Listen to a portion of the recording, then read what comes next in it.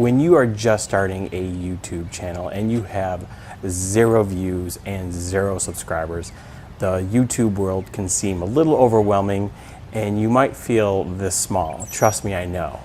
Well, today I want to share with you 5 tips that I have learned on my YouTube journey, and these tips have helped me finally get to 500 subscribers. And if this is the first video that you've watched on my channel, my name is Steve from It Makes Sense, and my goal is to help you achieve time and financial freedom through YouTube. And I posted my first video back in September of last year, but I really didn't start taking YouTube seriously until January of this year. And once I did, I really started to see my channel slowly grow to where it is today.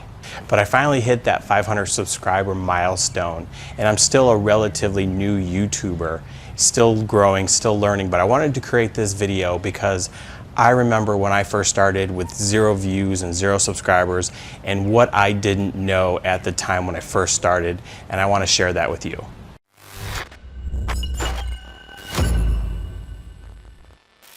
Tip number 1 is your mindset. Now, YouTube takes a lot of work. You most likely aren't going to get 1,000 views on your first video, unless you're lucky, or your second, or even your 10th. So you have to know that going in, that this is going to take a lot of work on your part. I remember posting my first video, and I think I got maybe 2 or 3 views. And I'm pretty sure those were all family members. And then I posted my second video and maybe 5, again, probably family members.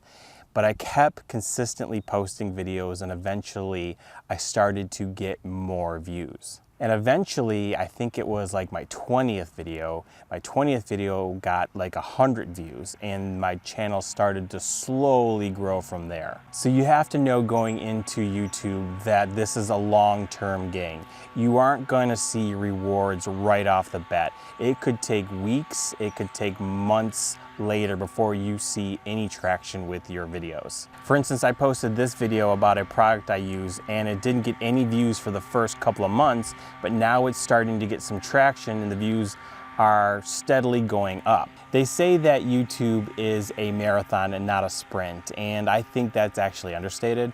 I actually think that YouTube is an ultra marathon.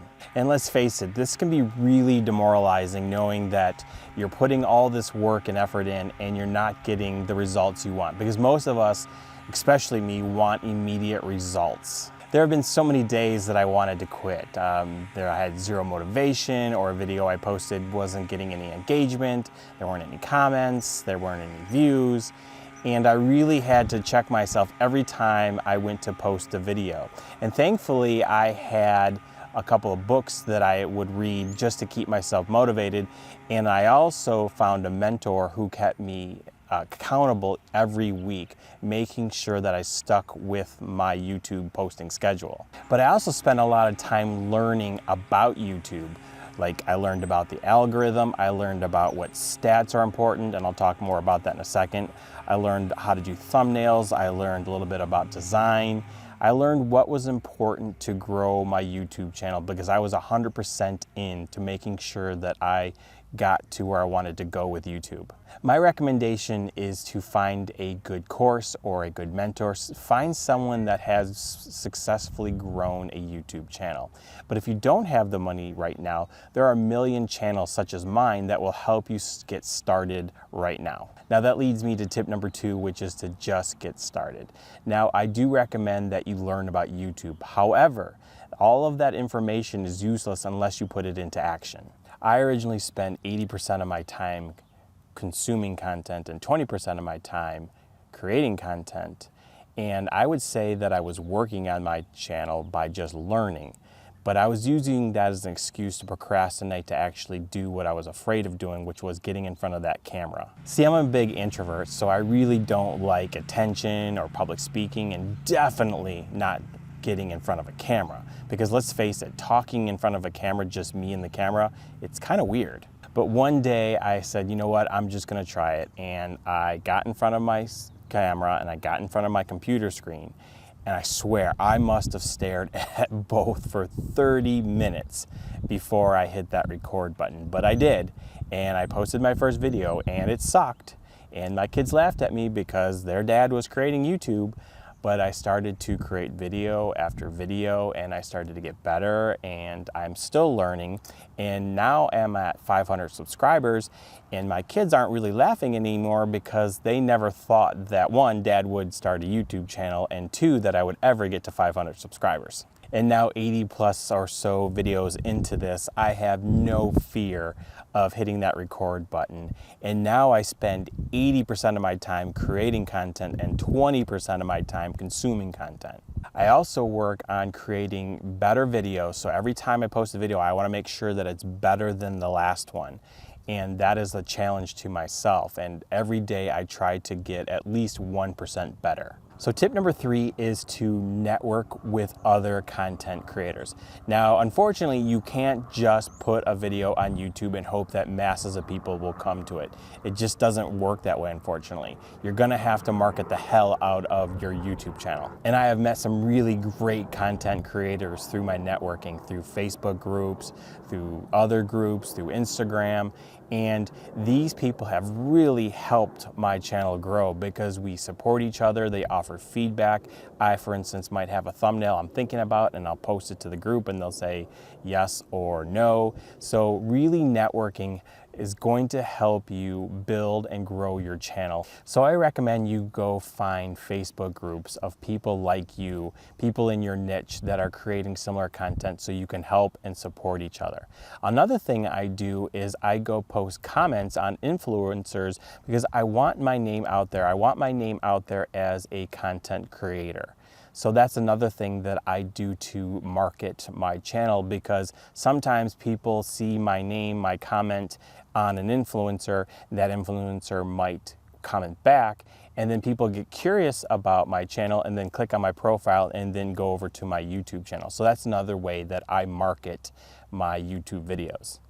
All right, tip number 4 is to check your analytics. Now, this unfortunately is a very unsexy part of YouTube, but it's also one of the most necessary parts of YouTube. So YouTube gives you all the stats you need to be successful on YouTube. Now, there are 3 that I follow right now that I track very closely. So the first one is the CTR, or your click-through rate. That's every time someone sees your thumbnail, how many people are actually clicking on it to start watching the video. Now, this is an important stat because you could create the best video, but if your thumbnail sucks, no one's gonna click on it and no one's gonna watch that video. And when I first started creating videos, I thought my thumbnails were pretty good. However, if I checked my CTR, YouTube stats told me a totally different story. My thumbnails were terrible because I was getting really low click-through rates. So I changed them up and started to really pay attention to my CTR. I also use a Chrome extension called TubeBuddy, which allows me to do A and B split testing for my thumbnails so I can see which one is performing better. And I'll leave a link down below where you can go check out that Chrome extension. I find it very helpful. So I'm constantly testing different thumbnails to make sure that I have the highest CTR that I can possibly have. Another stat that I check is audience retention. And audience retention is a measurement of how much of your video people watch, and it's represented by this graph. So I can see where people are watching and where people are clicking off my videos. So a gradual decline like this means viewers are losing interest over time. And I use this graph to find out where people are leaving my video. So maybe I said something boring, maybe I said too many ums, maybe my intro was too long, maybe I didn't get to the point quick enough, maybe I didn't hook them. I also look for these little bumps because that's where people go back and watch the video, or that part of the video again. So maybe that's something where I can go deeper into that topic, or maybe I want to use whatever it was that made people rewatch and I can do that again in other videos. So audience retention is very important, and I strive to have at least 50% of my audience watching my video all the way through to the end. Now, I haven't actually hit that yet. I've come close, but that's something that I always try to strive to get better at, which is my audience retention. Because good audience retention means that you're putting out quality content that people are not bored by and people like to watch. So it's a very important stat. So the last stat that I obviously have to pay attention to is views. Now, you can't get subscribers unless you're getting views, and I pay attention to what videos are getting high views and what videos are getting 0 views. Now, I know you're probably probably thinking, duh, Steve, you have to pay attention to views. Well, when I first started YouTube, I was creating content that I wanted to create and not content that anyone was necessarily looking for. And people voted on my content based on the number of views. So if that video got 0 views, that meant that no one was looking for it and that video should not have been made.